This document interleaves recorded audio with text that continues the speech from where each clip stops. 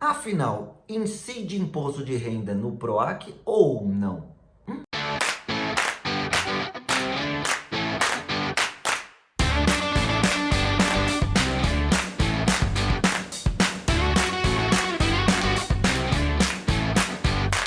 Salve, salve, arteiras e arteiros! Esse é mais um vídeo aqui do canal da O Que De Que. Hoje passando rapidamente para informar sobre essa antiga questão sobre os impostos nos projetos culturais, nos PROACs e etc.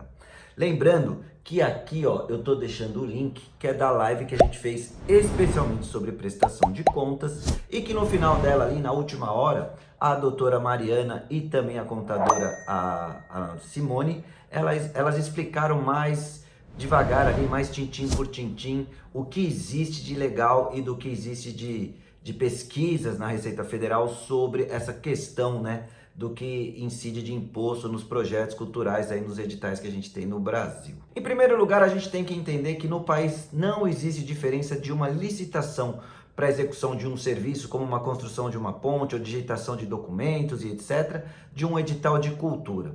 Isso acaba não trabalhando especificidade, ele entende que se dois tijolos têm o mesmo preço, o mais barato é o que tem que ser comprado, como se isso também valesse para um espetáculo, dois espetáculos de teatro, dois shows de músicas e etc. Que a gente já não sabe o que é bem assim. E quando a gente chega no edital, ele compara a realização de um festival, de uma circulação, com a construção de uma ponte, por exemplo. E nesse tipo de licitação e edital, sim, tem que incidir o imposto de renda. Agora, nos editais que a gente tem no estado de São Paulo, a gente tem dois formatos. Os editais do PROAC para pessoa física e os editais do PROAC para pessoa jurídica. Na pessoa física, não tem o que se comentar. Na pessoa física, entrou dinheiro no CPF, a pessoa é obrigada a declarar no mês seguinte, fazer ali a sua DARF e recolher o imposto de renda em cima do montante que caiu. Então, se o meu prêmio lá do PROAC caiu em dezembro, em janeiro eu vou ter que fazer essa DARF e recolher esse imposto sobre o que caiu. A confusão que está dando muito grande, principalmente nesse ano de 2021, é que no PROAC Lab do ano passado, em que se abriu ali as inscrições para as pessoas físicas, o governo do estado acabou decidindo em recolher esse imposto na fonte. Então, aí para os que ganharam o prêmio de 50 mil, vocês lembram que vocês acabaram recebendo um valor de 37, aí, certo? Mas o que acontece? Nesse PROAC de 2021, a secretaria, aí a gente tem que perguntar para eles por quê, resolveu não recolher o imposto de renda na fonte. Não recolhendo na fonte, não te exime, né, de você ter que pagá-lo. Então ficará na sua responsabilidade recolher, fazer essa DARF, recolher no mês seguinte ou não. Agora, já fiquei sabendo de muitas pessoas que fizeram o orçamento do seu projeto e não preveram o pagamento do imposto de renda. Já prevejo que virá pela frente grandes confusões confusas. Então é isso, para pessoa física não tem o que falar. Caiu dinheiro, o governo entende como renda, e se entende como renda, você tem que pagar o imposto. Já nas pessoas jurídicas, aí entra uma lambança, porque às vezes em alguns editais o próprio PROAC faz umas referências à lei do PROAC ICMS, que é a lei de incentivo fiscal, e por essa lei não se incidiria o imposto de renda. Mas na lei de licitação que eles também, eu nem vou falar os números para não falar o número errado aqui, que eles também fazem referência, por essa lei deveria se recolher sim. Então aí é um grande dilema.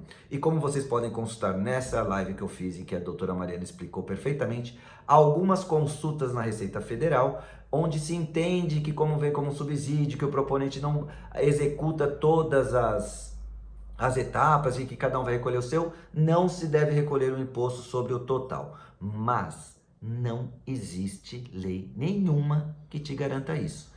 Isso são consultas feitas à Receita Federal e que se não tiver muito bem justificada e plausível, você vai acabar perdendo e vai ter que recolher o imposto.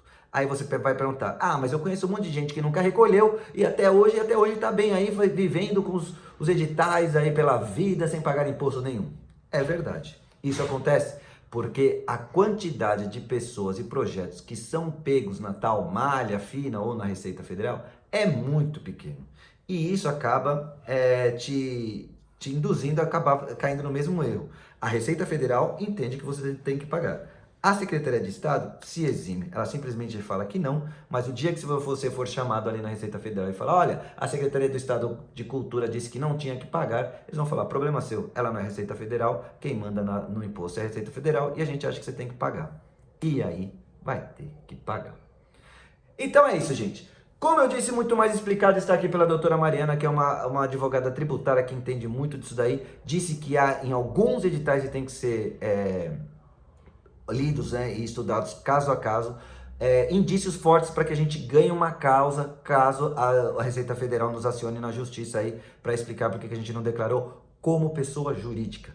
Pessoa física, caiu dinheiro, é renda, tem que recolher. E aí, se não chegar na cota, no ano seguinte, você tem que pedir a restituição desse dinheiro para a Receita Federal, pedindo o seu informe de rendimentos à Secretaria de Cultura. Tá bom? Então, não deixe de se inscrever no canal, deixar o seu like, compartilhar, porque tem muita gente perdida nessas confusões confusas, porque não existe uma lei específica para os editais culturais.